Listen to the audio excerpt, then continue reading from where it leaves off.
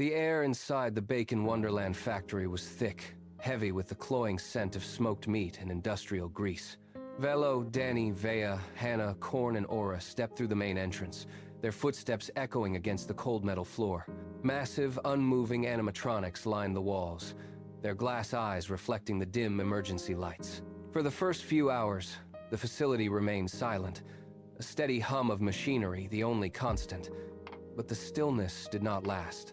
Driven by an insatiable craving, Korn and Aura slipped away from the group, navigating the labyrinthine corridors toward the storage area. They found the stash behind a heavy steel door, crates overflowing with processed meat. Korn pried a lid open, his hands moving with frantic speed. They retreated to the security office, triumphant, and dumped their greasy haul onto the desk. They sat back, monitors flickering with static, watching the empty halls. They did not notice the way the camera feed in the storage room flickered, or how the animatronics in the main hall shifted their weight just a fraction of an inch. The shift began as a low-frequency vibration that rattled the teeth in their skulls. It started in the main hall, a grinding sound of rusted gears forcing themselves into motion. Velo stood up, her chair scraping harshly against the concrete as the monitors on the desk flickered and died. Across the factory, the silence was shattered by the rhythmic, heavy thud of metal feet hitting the floor. The animatronics were no longer statues. They were hunting! Danny shouted for everyone to gather, but a piercing, high-pitched screech echoed through the vents, cutting off his voice. The group realized in that heartbeat that the factory had turned against them. They could not stay together. Velo grabbed Hannah by the arm, pointing toward the side exit, while Vea and Danny bolted for the maintenance tunnels. Korn and Aura, still clutching their stolen goods, scrambled in the opposite direction as a hulking shadow blocked the main corridor. The facility, once a place of quiet industry, became a maze of shifting gears and mechanical shrieks. Every door they tried was locked from the outside. Every turn led them deeper into the belly of the machine. They were no longer observers. They were prey, scattered and alone in the dark. Velo and Hannah huddled in the shadows of the processing floor, the air here colder, smelling of iron and stale grease. They scanned the walls, looking for a way out, but found only rows of stainless steel chutes. Velo reached for a discarded clipboard hanging from a rusted hook. The pages were stained, covered in frantic, handwritten notes detailing production quotas and human weight ratios. She dropped it. Her hand hit a metal lever, and the heavy lid of a floor-level grinder groaned open. Inside, the residue was not just meat. A glint of metal caught the light, a wedding band, fused into the congealed mass. The realization hit them like a physical blow. The factory was not just processing pork. The logs detailed a specific incident. A woman pushed into the machinery during a shift change. Her life force literally churned into the product they had been eating. The silence that followed was absolute, heavier than the grinding gears. The woman was still here, her essence trapped in the very steel and grease that powered this nightmare. They were standing in a tomb. The revelation left them breathless, but the sound of heavy metal dragging against concrete forced them into motion. Velo signaled for the others to follow, leading them toward a narrow, rusted staircase hidden behind a wall of cooling vents. They descended into the dark, the air growing thick with the smell of damp earth and ozone. Below, the factory opened into a sprawling, subterranean maze. They moved in silence, boots barely touching the floor, as the hulking bear animatronic lumbered through the intersection ahead. Its head swiveled, scanning the darkness with a rhythmic mechanical click. They pressed themselves into a shallow alcove, hearts hammering. The group split into pairs, sweeping through the lower sectors. Vea and Danny pried open a maintenance panel, pulling a magnetic chip card. Suddenly, a grotesque pig animatronic rounded the corner. They scrambled over a stack of crates, sliding into a ventilation shaft. They regrouped in a dead-end corridor, breath ragged, clutching the stolen cards. The labyrinth was vast, but they had the keys to the core. The final corridor ended in a reinforced blast door, etched with warning signs and pulsing with a low-frequency hum. Velo stepped forward, sliding the stolen chip cards into the reader one by one. The mechanism groaned, gears grinding against years of neglect, before the heavy steel slab slid upward with a hiss of pressurized air. They stepped into the core room. It was a cavernous, circular space, the walls lined with glowing conduits that fed into a central, rotating pillar of light and machinery. The air here was charged with static, making the hair on their arms stand up.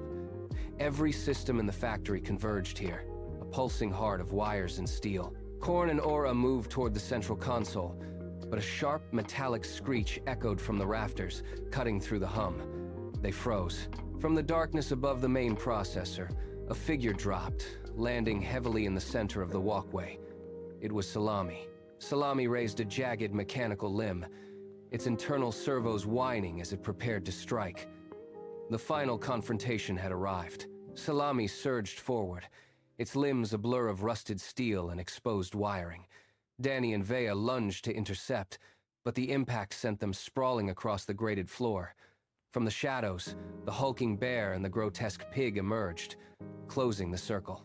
The group fought back with desperate, blunt force, slamming heavy pipes against the animatronics' joints, but the machines were relentless. Hannah and Korn were pinned against the central pillar, their movements restricted by the tightening grip of the ox. The room became a cacophony of screeching metal and heavy thuds. Velo, caught in the fray, felt the cold, hard grip of Salami's hand closing around her shoulder. She twisted, driving her elbow into the machine's sensor array, and scrambled toward the main console. Her fingers slammed against the keys, inputting the sequence they had bled to obtain. The console lit up in a violent, pulsing red. She hit the final override. A deep, mechanical groan vibrated through the floorboards, signaling the activation of the self-destruct sequence. A siren shrieked, a piercing, rhythmic sound that vibrated through the very marrow of their bones. The floor beneath them buckled, concrete cracking into jagged fissures as the core room began to tear itself apart. Velo scrambled toward the heavy blast door, her boots slipping on loose debris and leaking hydraulic fluid. The others followed, a desperate, stumbling mass of limbs and momentum. Behind them, the central pillar erupted, sending shards of glass and twisted metal spraying across the room. Korn and Aura stopped dead, their eyes fixed on a storage bin overflowing with their greasy prize. They lunged for it, stuffing handfuls into their pockets while the ceiling groaned and started to cave in. Velo grabbed their arms, hauling them toward the exit, just as a support beam crashed down where they had stood a second before. They reached the final bulkhead, but the mechanism was jammed. They spilled out into the night air, lungs burning, and hit the dirt just as the factory detonated. A massive, orange fireball bloomed behind them. The silence of the house was heavy, a sharp contrast to the roar of the inferno they had left behind.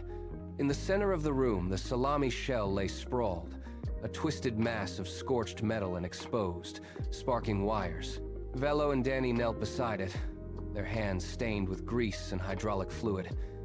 They worked with surgical precision, stripping away the charred outer casing to reach the central processor. Vea and Hannah passed tools, their eyes fixed on the flickering optical sensors. Suddenly, the shell lurched.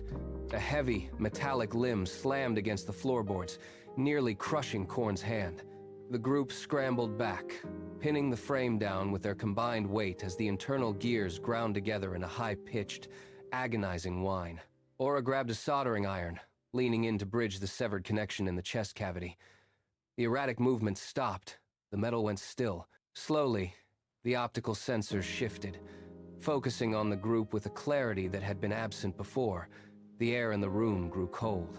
The house settled into a heavy, expectant quiet. Velo reached for the remote, her fingers trembling slightly as she clicked the power button.